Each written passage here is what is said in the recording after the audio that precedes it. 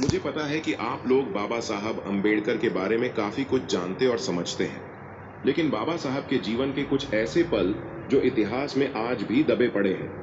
आज की वीडियो में हम इसी टॉपिक पर चर्चा करने वाले हैं। जब हम भारत के संविधान को अपने हाथों में लेते हैं, क्या हमें केवल कागज पर लिखे शब्दों की एक किताब दिखाई देती है? क्या आपने कभी सोचा कि इस किताब की स्याही में सिर्फ कानून नहीं, बल्कि किसी की टूटी उम्मीदें, किसी की सूनी आंखें और हर पन्ने पर रोके गए आंसुओं की चुप्पी छिपी है? हमने इसे संविधान का नाम दिया, पर यह किसी के अधूरे सपनों का दस्तावेज था। हमने इसे कानून कहा, पर यह उस इंसान की भूख, अकेलापन और भीतर से टूटा हुआ मन था जो इसका गवाह था। वह इंसान थे डॉक्टर भीमराव आंबेडकर। लोग कहते हैं कि बाबा साहेब ने संविधान लिखा, पर क्या बात इतनी ही सरल है? नहीं, उन्होंने सिर्फ एक दस्तावेज नहीं रचा, उन्होंने एक सपना बुना। एक ऐसा सपना जो 40 करोड़ दबे कुचले, अपमानित, भूखे, बेघर और तिरस्कृत लोगों ने अपनी आंखों में संजोया था। एक ऐसा सपना जिसे देखने का हक भी उनसे छीन लिया गया था। बाबा साहेब अकेले थे।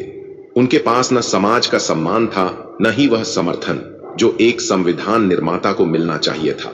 लेकिन उनके पास था एक टूटा हुआ दिल, एक डगमगाती सांस और वे सपने जिन्हें न कोई सभा देख पा रही थी, न कोई सत्ता। बाबा साहेब जानते थे कि संविधान बनाना आसान नहीं होगा। यह सिर्फ एक दस्तावेज नहीं था, यह एक अधूरी क्रांति थी। इसे पूरा करने के लिए उन्हें हर रात भूखे सोना पड़ा, हर दिन सभा में अपमान सहना पड़ा, हर पंक्ति लिखते समय आंसुओं को रोकना पड़ा। जब सारी दुनिया सो रही होती थी, बाबा साहेब संविधान लिख रहे होते थे। उनकी कलम की स्याही में सिर्फ शब्द नहीं, उनके सूखे आंसुओं का पानी घुला था। आज जब कोई इस किताब को देखता है, उसके लिए यह शायद सिर्फ एक पुस्तक है, लेकिन जो इसे महसूस करना चाहे वह पाएगा कि हर पन्ना किसी बेबस आत्मा की चीख है, हर अनुच्छेद किसी भूखे बच्चे की पुकार है, हर धारा किसी असहाय मां का आंचल है, हर पंक्ति किसी दलित की टूटी हड्डी से निकली सिसकी है। यह सिर्फ संविधान नहीं, यह बाबा साहेब का खून, पसीना और आंसू है। आइए मैं आपको वह कहानी सुनाता हूं जो किताब के पन्नों में कम, बाबा साहेब की आंखों में ज्यादा लिखी गई है। एक ऐसी कहानी जो काले शब्दों से नहीं, लाल आंसुओं से रची गई है। दोस्तों, 1947 का साल था। पूरा भारत आजादी के जश्न में डूबा था। गांवों की गलियों से लेकर शहरों की सड़कों तक हर तरफ एक ही नारा गूंज रहा था, वंदे मातरम। लोग नाच रहे थे, आंखों में खुशी के आंसू थे। मंदिरों में घंटियां बज रही थीं, मस्जिदों में अजान की आवाज गूंज रही थी। किसी के हाथ में तिरंगा था तो कोई अपने बच्चों को गोद में उठाकर कह रहा था, बेटा अब हम गुलाम नहीं हैं। लेकिन इस उमंग की भीड़ में एक चेहरा ऐसा था जो मुस्कुरा नहीं रहा था।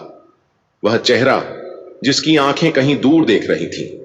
उसके मन में आजादी का जश्न नहीं, बल्कि एक सवाल था। वह चेहरा था डॉक्टर भीमराव आंबेडकर का। उनकी आंखों में उत्साह नहीं था, क्योंकि उन्होंने साफ देख लिया था, भारत सिर्फ अंग्रेजों से आजाद हुआ है, पर जाति की जंजीरें अभी भी जकड़ी हुई हैं। अभी भी उनका समाज का बच्चा स्कूल जाएगा तो उसे अलग बैठाया जाएगा। अभी भी प्यास लगने पर कोई उसे कुएं से पानी नहीं लेने देगा। मंदिरों के दरवाजे अभी भी बंद हैं। अछूत शब्द अभी भी हवा में गूंज रहा है। लोगों की नजरें अभी भी उनकी कौम को इंसान नहीं मानती।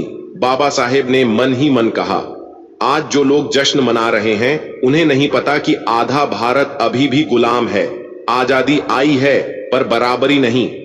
उस दिन जब सारा भारत उल्लास में डूबा था, बाबा साहेब अकेले अपनी किताबों में सिर झुकाए बैठे थे।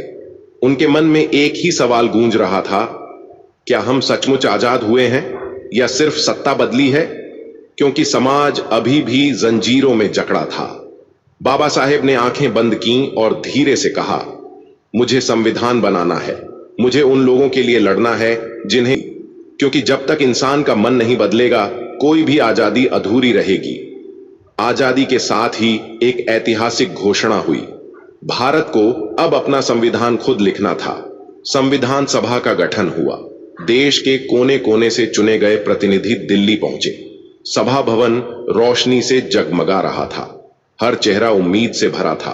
हर नजर एक नए भारत का सपना देख रही थी। तभी सभा ने एक ऐतिहासिक फैसला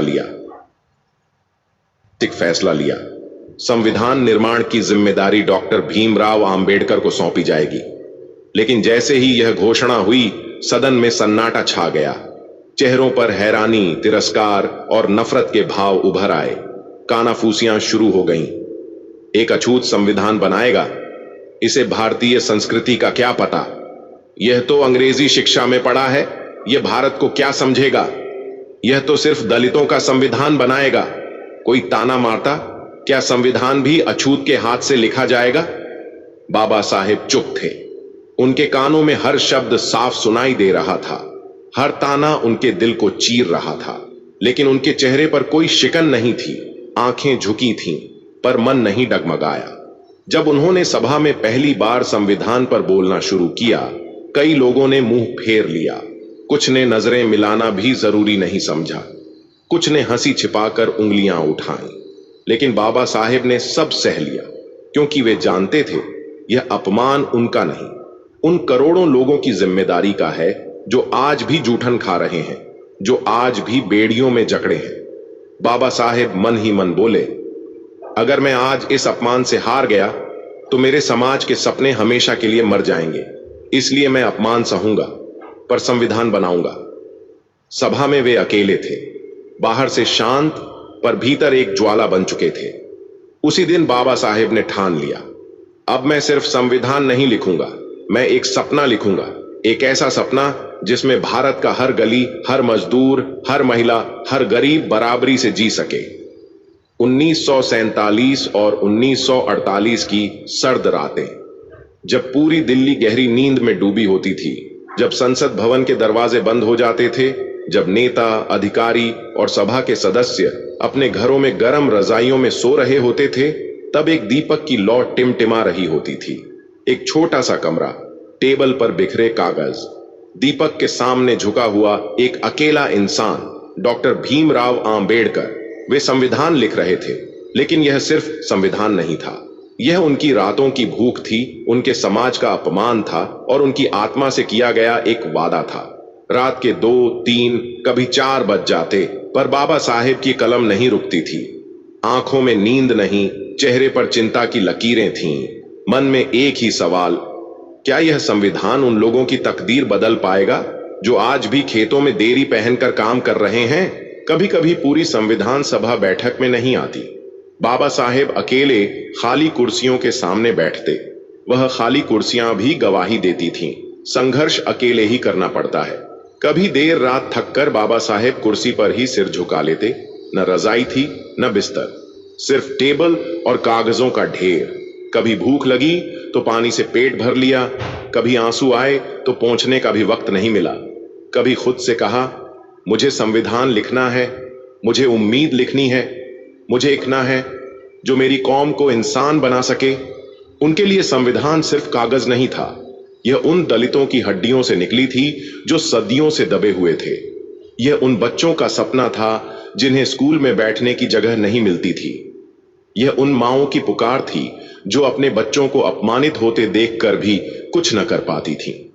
बाबा साहेब की कलम से निकला हर शब्द कानून से ज्यादा दर्द था। संविधान की हर पंक्ति उनके आंसुओं से भीगी थी। पर वे जानते थे, अगर मैं आज रुक गया तो मेरे जैसे करोड़ों लोग हमेशा के लिए झुक जाएंगे। इसलिए बाबा साहेब ने लिखना जारी रखा, चुपचाप, अकेले, अपमान और अभिमान के बीच खड़े होकर। जब संविधान का प्रारूप सभा में प्रस्तुत किया गया, पूरा सदन भरा हुआ था। नेता, अधिकारी, पत्रकार सब मौजूद थे। आज भारत के संविधान पर बहस होनी थी। बाबा साहेब अपनी जगह चुपचाप बैठे थे। उनके हाथों में वह दस्तावेज था जिसमें उनकी रातों की भूख, उनकी थकी आंखें और अपमान की सिली हुई चीखें थीं। तभी एक सदस्य खड़ा हुआ। सभागार में सन्नाटा छा गया। उसने उंगली उठाकर कहा, आंबेडकर, तुम्हें संविधान लिखने का हक किसने दिया? तुम्हें तो सिर्फ अपनी जाति की चिंता है। हमारी संस्कृति, हमारे धर्म को तुम क्या जानो? कोई बोला, एक अछूत हमारे भारत को कैसे बनाएगा? कोई हंसते हुए ताना मार रहा था, क्या तुम हमें कानून सिखाओगे?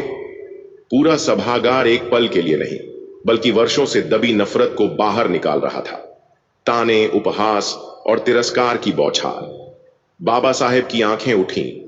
उन्होंने देखा ये वही लोग थे जिनके लिए उन्होंने संविधान लिखा। यही लोग नफरत भरी नजरों से उन्हें घूर रहे थे। उनकी आंखों में गहरा दर्द उतर आया। हाथ कांपने लगे। वे कुर्सी पर बैठे बैठे ही भीतर से बिखर गए, पर बाहर से शांत, एक पत्थर की तरह, एक बर्फ की तरह। आंसू नहीं निकले, क्योंकि आंसू तो बहुत पहले सूख चुके थे। फिर सभा की चुप्पी को तोड़ते हुए बाबा साहेब ने धीरे से कहा, मैंने इस संविधान में सिर्फ एक जाति, एक समाज का सपना नहीं भरा। मैंने इस देश के हर मजदूर, हर स्त्री, हर दलित, हर शोषित का सपना लिखा है। मैं नहीं चाहता कि कोई भी इंसान अपने ही देश में पराया महसूस करे। सभा फिर भी खामोश रही, लेकिन बाबा साहेब का मन खुद से कह रहा था, तुम मुझे गिरा नहीं सकते। मैं हार नहीं मानूंगा, मैं जीतूंगा। नहीं, क्योंकि मेरा झुकना उन करोड़ों लोगों के सपनों का मर जाना होगा जिनकी आंखों में मैंने रोशनी देखी है। सभा में तानों की आवाज गूंज रही थी, पर बाबा साहेब ने सुनना बंद कर दिया। अब उनके कानों में सिर्फ एक ही आवाज थी, लिखना है। वह सपना लिखना है जिसे देखकर एक दिन यह सभा भी सिर झुकाएगी। संविधान निर्माण का समय था। संसद भवन की गलियों में सन्नाटा पसरा था। कुछ घंटे पहले सभा में लोग ताने और अपमान बरसा रहे थे। अब चारों ओर खामोशी थी। बाबा साहेब उन गलियों में धीरे धीरे टहल रहे थे। दीवारों पर लगी रोशनी भी मध्यम लग रही थी। उनके कदम लड़खड़ा रहे थे। चेहरे पर थकान साफ थी। न सिर्फ शरीर, उनकी आत्मा भी थक चुकी थी। कभी कभी वे दीवार के पास रुकते, हाथ दीवार पर रखकर गहरी सांस लेते और फिर आगे बढ़ जाते। फिर एक अंधेरे कोने में रुककर आंखें बंद करके खुद से बोले, बहुत हो गया, मैंने बहुत सह लिया। आज सभा में फिर वही तिरस्कार, वही अपमान। क्या मैं सचमुच इसके लायक हूं? क्या मैं इस संविधान को पूरा कर पाऊंगा? बाबा साहेब की आंखें भर आईं, हाथ कांपने लगे। उन्होंने एक पल के लिए आंखें बंद की। सामने मां का चेहरा आया, वह कुआं जिसके पानी से उन्हें भगा दिया गया था, वह मास्टर जो उन्हें दूर से पढ़ाता था, स्कूल के बच्चों की हंसी, उनकी मां के आंसू, सब एक साथ सामने आ गया। फिर बाबा साहेब ने खुद से कहा, क्या मैं इसके लिए ही जिया हूं? क्या इसके लिए मैंने इतना कुछ सहा? क्या इसके लिए मेरे समाज ने सदियों तक झर पिया? अचानक उनके भीतर से एक क्रांति फूट पड़ी। बाबा साहेब ने आंसुओं को पोंछते हुए दीवार से पीठ टिकाकर कहा, नहीं, मैं हार नहीं मानूंगा, मैं रुकूंगा नहीं। मेरे पास सिर्फ संविधान बनाने की जिम्मेदारी नहीं, मेरे पास 40 करोड़ दबे कुचले लोगों के सपने हैं। अगर मैं आज हार गया तो मेरा समाज कभी नहीं जीत पाएगा। बाबा साहेब के भीतर फिर से आग जल उठी। चेहरे पर दृढ़ता आ गई। उन्होंने सिर उठाया और कहा, अब मैं संविधान नहीं लिखूंगा, मैं एक सपना लिखूंगा। एक ऐसा सपना जो भारत के हर गरीब, मजदूर, दलित और कमजोर की आंखों में रोशनी भर दे। चाहे लो बैटरी, प्लीज चार्ज। संविधान नहीं, क्रांति लिखूंगा। 26 नवंबर 1949 का ऐतिहासिक दिन, जब भारतीय संविधान बनकर तैयार हो चुका था। संसद भवन रोशनी से जगमगा रहा था। हर चेहरा खुशी से चमक रहा था। नेताओं के चेहरे खिले हुए थे। तालियां गूंज रही थीं। कई आंखें गर्व से नम थीं। लेकिन इस भीड़ में एक चेहरा ऐसा था जिसकी मुस्कान के पीछे गहरा दर्द छिपा था। वह चेहरा था बाबा साहेब का। संसद भवन में तालियां बज रही थीं, खुशियां मनाई जा रही थीं, लेकिन बाबा साहेब शांत थे। उन्होंने संविधान की प्रतियां टेबल पर रखीं, धीरे से सिर झुकाया, पर उनके चेहरे पर वह संतोष नहीं था जो लोग उनसे उम्मीद कर रहे थे। क्यों? क्योंकि बाबा साहेब जानते थे, इस संविधान में सिर्फ कानून नहीं लिखे गए, इसमें उनकी अधूरी रातें, उनकी मां के सूखे आंसू, उनके बचपन का अपमान, लो बैटरी, प्लीज चार्ज, ठिठुरती औरतों की पीड़ा लिखी गई थी। जब पूरा सदन खड़ा होकर तालियां बजा रहा था, बाबा साहेब की आंखों में अकेलापन गूंज रहा था। वे जानते थे, लोग तालियां संविधान को दे रहे हैं, पर यह नहीं समझ पा रहे कि इसकी स्याही में उनका खून घुला है। उनकी नजरें बार बार संविधान की प्रति पर टिक रही थीं, जैसे वे हर पन्ने से कह रहे हों, मैंने तुम्हें बनाया है अपने लहू और नींद की कीमत पर क्या समाज तुम्हें अपनाएगा? क्या तुम मेरे समाज के लिए सचमुच इंसाफ बन पाओगे? सभा के बाहर जल रहे दीपक भी मध्यम थे। बाबा साहेब मुस्कुरा रहे थे, पर उनकी मुस्कान खोखली थी, क्योंकि वे जानते थे संविधान तो बन गया, पर क्या इंसान का मन बदला? उस दिन सभा में तालियां गूंज रही थीं, पर बाबा साहेब के दिल में एक सवाल गूंज रहा था। क्या अब कोई दलित मंदिर में जा सकेगा? क्या कोई बच्चा बिना जूठन के स्कूल में खाना खा सकेगा? क्या कोई मजदूर मालिक से बराबरी से बात कर सकेगा? शायद नहीं, क्योंकि बाबा साहेब जानते थे संविधान बनाना आसान था, पर समाज को बदलना नहीं। संविधान बन चुका था, तालियां रुक चुकी थीं, संसद भवन की बत्तियां मध्यम हो रही थीं, नेता अपने घर लौट रहे थे, लेकिन बाबा साहेब वहीं खड़े थे। उनकी आंखों में वही सवाल था, क्या यह संविधान समाज को बदल पाएगा? 26 जनवरी 1950 को संविधान सभा में बाबा साहेब ने अपनी अंतिम चेतावनी दी। एक ऐसी चेतावनी जिसे देश ने गंभीरता से नहीं लिया। वे बोले, हमने इस संविधान में हर वह सपना लिखा है जो वर्षों से भारत का गरीब, दलित, मजदूर और स्त्रियां देखते आए हैं। पर याद रखिए, अगर समाज नहीं बदला, अगर इंसान का मन नहीं बदला, अगर ऊंच नीच, जात पात, छुआछूत आपकी सोच में बनी रही, तो यह संविधान कितना भी अच्छा हो, कागज का ढेर बनकर रह जाएगा। उनकी आवाज भारी थी, क्योंकि वे जानते थे संविधान तो बन गया, पर जिस समाज के लिए बना वह इसे पूरी तरह अपनाने को तैयार नहीं है। उन्होंने आगे कहा, संविधान का असली इम्तिहान आज नहीं है। यह तब होगा जब एक दलित मंदिर में प्रवेश करेगा, जब एक स्त्री अपने अधिकार मांगेगी, जब एक मजदूर अपने हक की बात करेगा, तब इस संविधान की असली परीक्षा होगी। सभा चुप थी। शायद कुछ चेहरों को समझ आ रहा था, पर बहुतों के लिए यह चेतावनी सुनकर भी अनसुनी थी। बाबा साहेब की आंखों में उनके समाज का चेहरा था, उन बच्चों की भूख, उन माओं की बेबसी, उन बूढ़ों की टूटी कमर जो संविधान तक खींच लाई थी। बाबा साहेब धीरे से बोले, मैंने जो सपना देखा है उसे पूरा करना अब तुम सबका काम है, वरना यह किताब सिर्फ किताब बनकर रह जाएगी। आज भी जब कोई मजदूर, दलित, स्त्री या गरीब अपने अधिकार के लिए लड़ता है, संविधान के पन्नों से बाबा साहेब की आवाज गूंजती है, डरो मत, तुम्हारा हक लिखा जा चुका है। मैंने तुम्हारे लिए संविधान में सब लिख दिया है। रुकना मत, संघर्ष करते रहो। सभा खाली हो चुकी थी।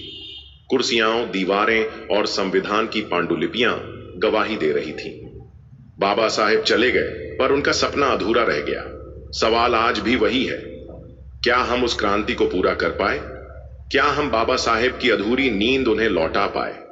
दोस्तों, अगर आपने इस कहानी को महसूस किया है, अगर बाबा साहेब का संघर्ष आपकी आत्मा तक पहुंचा है, अगर उनकी पीड़ा ने आपकी आंखें नम की हैं, तो रुकिए मत, थोड़ा और करीब आइए। यह मंच सिर्फ एक मंच नहीं, यह उन अधूरी कहानियों का घर है जो किताबों में कम, दिलों में ज्यादा धड़कती हैं। ये वह आवाज है जो बाबा साहेब के टूटे सपनों को पूरा करने का सपना देखती है। यह वह दीपक है जो अंधेरे में भी संविधान, समता और न्याय की लौ जलाए रखता है। अगर आप उस भीड़ का हिस्सा नहीं बनना चाहते जो बाबा साहेब की चेतावनी को अनसुना कर रही है, अगर आप उनके लिखे हर शब्द का अर्थ समझना चाहते हैं, तो जुड़िए हमसे। हम मिलकर उस क्रांति को पूरा करेंगे जो अधूरी रह गई थी। हम मिलकर उस सपने को सच करेंगे जिसे बाबा साहेब ने अपनी आंखों में देखा था। दोस्तों, बाबा साहब के बारे में दी गई जानकारी आपको कैसी लगी? हमें कमेंट करके जरूर बताएं। हमें आपके ओपिनियन का इंतजार रहेगा। वीडियो को यहां तक देखने के लिए आपका बहुत बहुत आभार।